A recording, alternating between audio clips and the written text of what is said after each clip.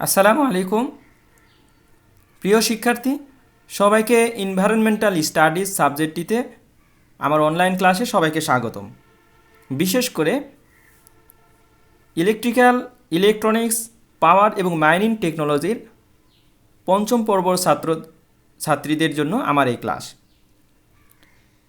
প্রথমে আমার পরিচয় আমি দেই। আমি মোহাম্মদ মনোয়ার হোসেন, ইনস্ট্রাক্টর টেক পাওয়ার, বগুড়া পলিটেকনিক ইনস্টিটিউট। আজকে আমরা বিষয়টির গুরুত্বপূর্ণ কিছু আলোচনা করব, যেটা তোমাদের খুবই পরীক্ষার জন্য এবং জানার জন্য খুবই গুরুত্বপূর্ণ, ইম্পর্টেন্ট। এই জন্য তোমাদের আমি মনোযোগ আকর্ষণ করছি। তাহলে আমরা বিষয়টি শুরু করি। প্রথমে আমরা দেখব দূষক, বা আমরা ইংলিশে পলিউট্যান্ট বলতে পারি। এর ডেফিনিশন আমরা দেখব যে দূষক কী। যেসব কঠিন, তরল ও বায়বীয় পদার্থ প্রকৃতিতে এমন পরিমাণে অবস্থান করে যার ফলে প্রাণীজাত, বিশেষ করে মনুষ্য সমাজের জন্য ক্ষতির কারণ হয়ে দাঁড়ায়, তখন সে পদার্থটিকে আমরা দূষক বলতে পারি। দূষক হিসাবে বায়বীয় পদার্থ যেমন sulphur dioxide, carbon dioxide, carbon monoxide সহনীয় কিংবা প্রয়োজনের তুলনায় যদি বেড়ে যায়, যার ফলে মানব দেহের ক্ষতির কারণ হয়, তখন তাকে দূষক হিসাবে বিবেচনা করা হয়। দূষকের আরেক নাম সংক্রামক বা কন্টামিনেন্ট। তাহলে আমরা দূষক দেখলাম, দূষকের ডেফিনেশন আমরা দেখলাম, জানলাম। এখন আমাদের এনভায়রনমেন্টের জন্য কমন যে দূষক আছে সেগুলো আমরা এখন দেখব, সে বিষয়ে আমরা একটু জানব। এনভায়রনমেন্টের মধ্যে 6 কমন পলিউট্যান্ট আছে। 6 ধরনের কমন, সবচেয়ে বেশি এই সব ধরনের পলিউট্যান্ট দেখা যায়।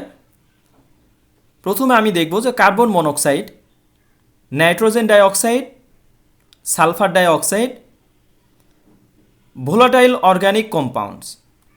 এই ভোলাটাইল অর্গানিক কম্পাউন্ডস আমরা কোন কোন জিনিসগুলোকে বলবো? যে দ্রব্যগুলো রুম টেম্পারেচারে ভোলাটাইল হয়ে যায়, ভ্যাপোরাইজ হয়ে যায়, সেগুলো ভোলাটাইল অর্গানিক কম্পাউন্ডসের মধ্যে পড়ে। যেমন প্রোপেন, বিউটেন, ইথাইল অ্যালকোহল, এগুলো হলো ভোলাটাইল অর্গানিক কম্পাউন্ডসের উদাহরণ। এরপরে আমরা যদি দেখি এখানে পার্টিকুলার ম্যাটার্স। পার্টিকুলার ম্যাটার্সের মধ্যে আমরা দেখব যে এটা কাকে বলে, কিভাবে হয়। বিভিন্ন ধরনের হিউম্যান অ্যাক্টিভিটিসের জন্য এটা এনভায়রনমেন্টের যে রিলিজ হয়, যেমন যানবাহন থেকে পোড়া গ্যাস, ধূমপান, ধুলাবালি, কারখানার অ্যাশ, এগুলো হলো পার্টিকুলার ম্যাটারের উদাহরণ। এরপরে আমরা যদি গ্রাউন্ড লেভেল ওজোন, এই গ্রাউন্ড লেভেল ওজোনের গুরুত্ব অনেক। গ্রাউন্ড লেভেল ওজোনের যদি আমরা জানতে চাই, ওজোনকে আমরা O3 বলি। গ্রাউন্ড লেভেল অর্থাৎ ভূমির কাছাকাছি লেভেল যেটা, সেটা হলো গ্রাউন্ড লেভেল, যেটা আমাদের জন্য, এনভায়রনমেন্টের জন্য, হিউম্যানের জন্য এটা একটা পলিউট্যান্ট। এই বিষয়ে জানার জন্য আমাদের নেক্সট স্লাইডে আমাদের যাইতে হবে। এখানে দেখা যাচ্ছে ওজোন নিয়ে একটা ছবি এখানে দেওয়া আছে। গুড এবং ব্যাড ওজোন।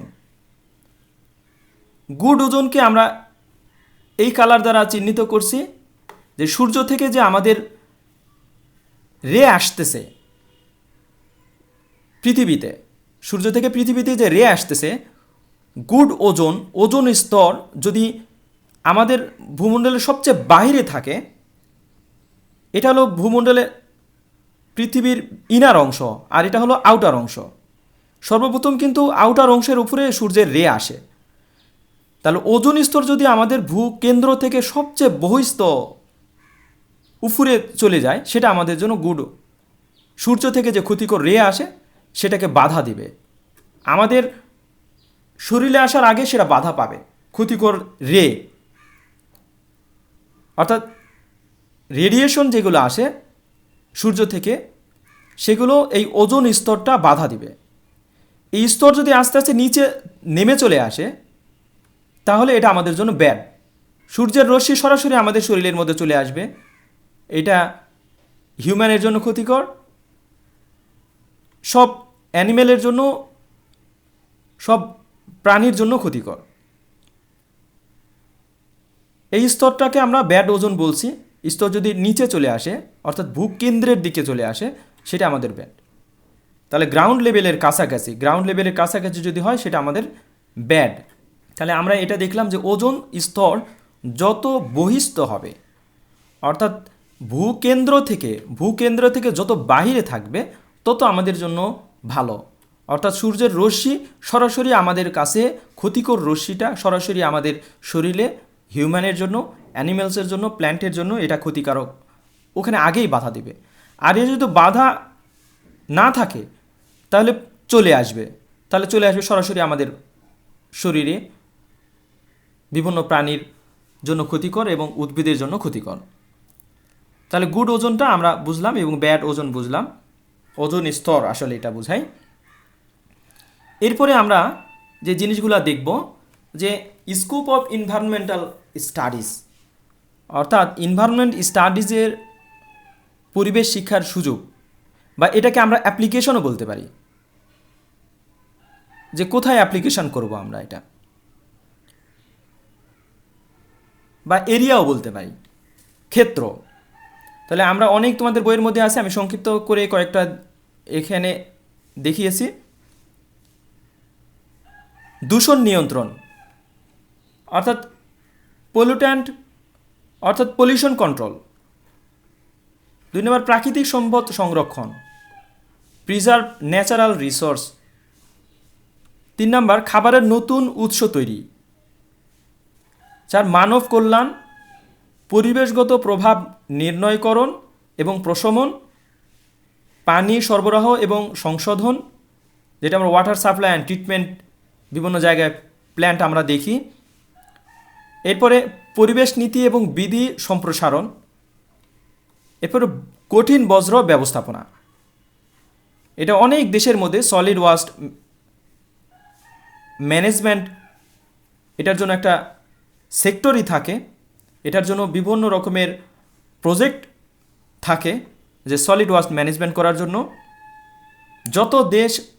যে দেশ যত বেশি উন্নত, এই সলিড ওয়েস্ট ম্যানেজমেন্টের জন্য তাদের প্ল্যানিং, তাদের প্রজেক্ট অনেক বড়। তাহলে স্কোপ অফ এনভায়রনমেন্টাল স্টাডিজ এটা আমরা দেখলাম, সংক্ষিপ্ত করে আমরা দেখলাম। এখন দেখব যে why environmental studies is important. Environment স্টাডিজটা এত গুরুত্বপূর্ণ কেন, এটা আমরা কেন পড়াশোনা করব, এই গুরুত্বগুলো তোমাদের বইয়ের মধ্যে দেয়া আছে, আমি সংক্ষিপ্ত করে কয়েকটা লিখেছি এখানে। যেহেতু আমাদের লিমিটেশন আছে সময়ের, আর তোমরা বিস্তারিত করে তোমরা পড়বে, কিন্তু মনে রাখার জন্য এই সংক্ষিপ্ত পয়েন্টগুলো তোমরা যদি মনে রাখো, তাহলে বিস্তারিত তোমরা লিখতে পারবে পরীক্ষার খাতায়। পরিবেশ শিক্ষার গুরুত্ব, প্রথমেই উন্নয়নের প্রভাব বুঝতে, to understand the impact of development, উন্নয়নের প্রভাব বুঝতে আমাকে এনভায়রনমেন্ট স্টাডিজ করতে হবে। এরপরে পরিবেশগত সমস্যা বুঝতে, টু আন্ডারস্ট্যান্ড এনভায়রনমেন্টাল প্রবলেমস, অর্থাৎ এনভায়রনমেন্টের যদি প্রবলেম আমরা না বুঝি, সমস্যা যদি আমরা না বুঝি, তাহলে তো এর জন্য আমরা পদক্ষেপ নিতে পারবো না, এর জন্য সতর্ক হইতে পারবো না, এর জন্য অন্যকে সতর্ক করতে পারবো না।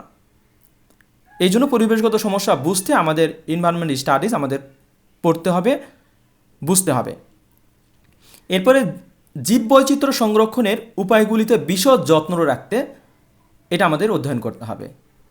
এবার প্রাকৃতিক সম্পদকে দক্ষতার সাথে ব্যবহার করতে, আমাদের যে প্রাকৃতিক সম্পদ আছে, বাংলাদেশে যে প্রাকৃতিক সম্পদ আছে, সেটার সঠিক দক্ষতার সাথে ব্যবহার করার জন্য আমাদের এটা জানতে হবে।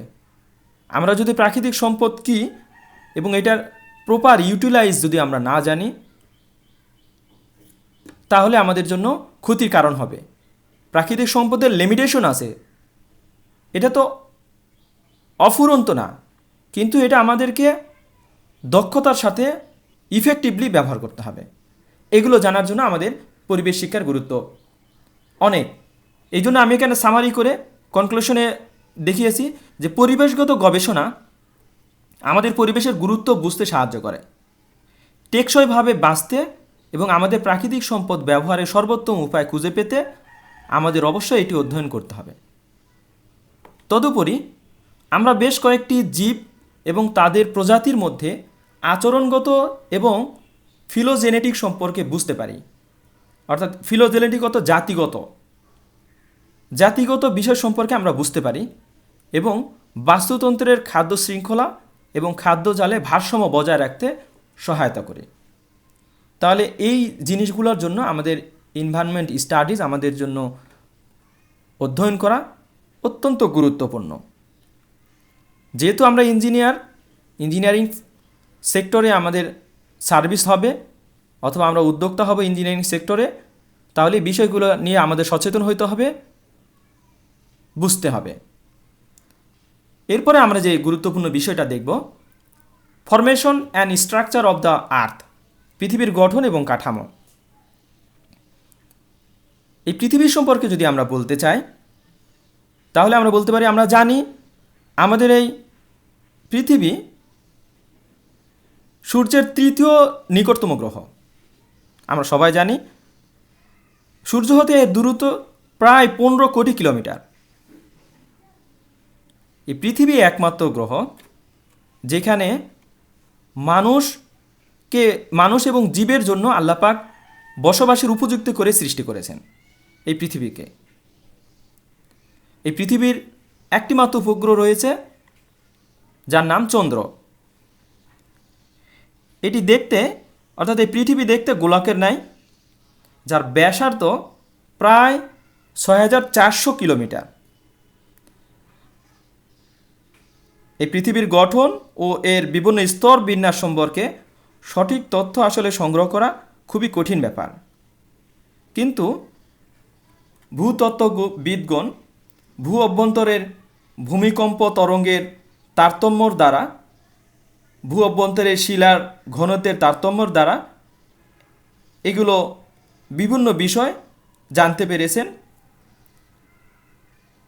এই জানা থেকে ভূ অভ্যন্তরকে ভূতত্ত্ববিদগণ 3টি স্তরে বিভক্ত করেছেন, যেটা আমরা এখানে দেখিয়েছি 3টি স্তরে। একটা হল লিথোস্ফিয়ার, ব্যারোস্ফিয়ার, সেন্ট্রোস্ফিয়ার, যেটা আমরা বাংলায় বলি অশ্বমণ্ডল, গুরুমণ্ডল এবং কেন্দ্রমণ্ডল। এই অশ্বমণ্ডল এটা হলো ক্রাস্ট, এই ক্রাস্টকে ভূত্বক বলে। এই ক্রাস্টের বাংলা হলো ভূত্বক। এবং ভূত্বকের লেয়ার কতটুকু অংশ মিলে সেটা আমরা পরে দেখব, পরের স্লাইডে আমরা দেখব। এরপরে ম্যান্টেল মানে হলো আবরণ। এই আবরণ, এই ম্যান্টেল কিন্তু মানে সেমি লিকুইড পদার্থ দ্বারা তৈরি। এটাকে আমরা বলি ম্যাগমা আমরা বলতে পারি। এরপরের হইল সেন্ট্রোস্ফিয়ার, যেটা 2টা অংশ, ইনার কোর এবং আউটার কোর। সেন্ট্রোস্ফিয়ার অর্থাৎ কেন্দ্রমণ্ডল এর 2টা, একটা হলো ভিতরের অংশ আর একটা হলো বাইরের অংশ। ভিতরের যে অংশ ইনার কোর সম্পর্কে আমি বলবো যে ইনার কোর সম্পূর্ণ সলিড পদার্থ দ্বারা তৈরি, কঠিন পদার্থ। এখানে কোনো লিকুইড নাই, যেটা আমরা রেড কালার দ্বারা দেখিয়েছি। ইনার কোর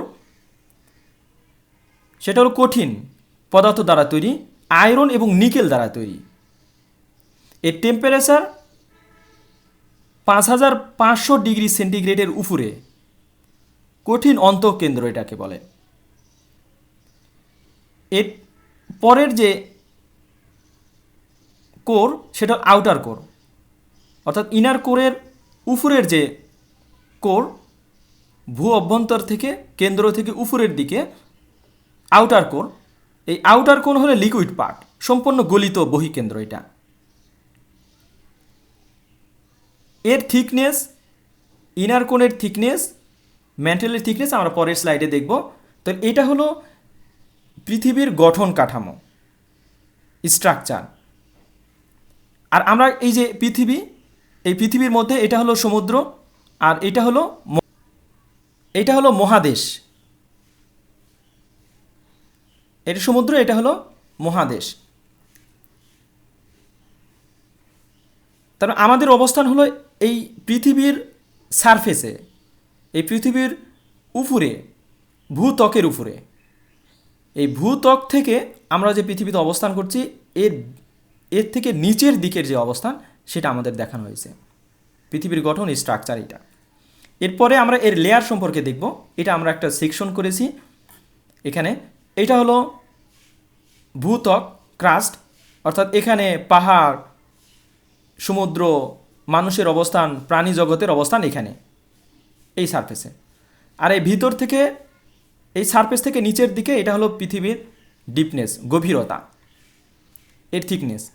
তাহলে আমরা প্রথমে ক্রাস্টের থিকনেস আমরা বলতে পারি 0 থেকে 100 কিলোমিটার পর্যন্ত এই ক্রাস্টের থিকনেস। এরপর দ্বিতীয় স্তর হইল ম্যান্ট্রেল, যেটা আমরা এখানে এখানে যেটা বলছি, ম্যান্ট্রেল হইল যেটা বলে গুরুমণ্ডল, তাই না? ম্যান্ট্রেল আমরা এই যে আগের স্লাইডে আমরা দেখছি, ম্যান্ট্রেল গুরুমণ্ডল। আর আগেরটা ক্রাস্টের এটা হলো অসমণ্ডল, লিথোস্ফিয়ার যেটা বলি। তাহলে ম্যান্ট্রেল হলো গুরুমণ্ডল, এর থিকনেস হইল 2900 কিলোমিটার। অর্থাৎ এর ইনার এবং আউটার যে থিকনেস, এর টোটাল থিকনেস হলো 2900 কিলোমিটার। এরপরে আউটার কোর যেটা সম্পূর্ণ লিকুইড, এর থিকনেস হলো 5100 কিলোমিটার।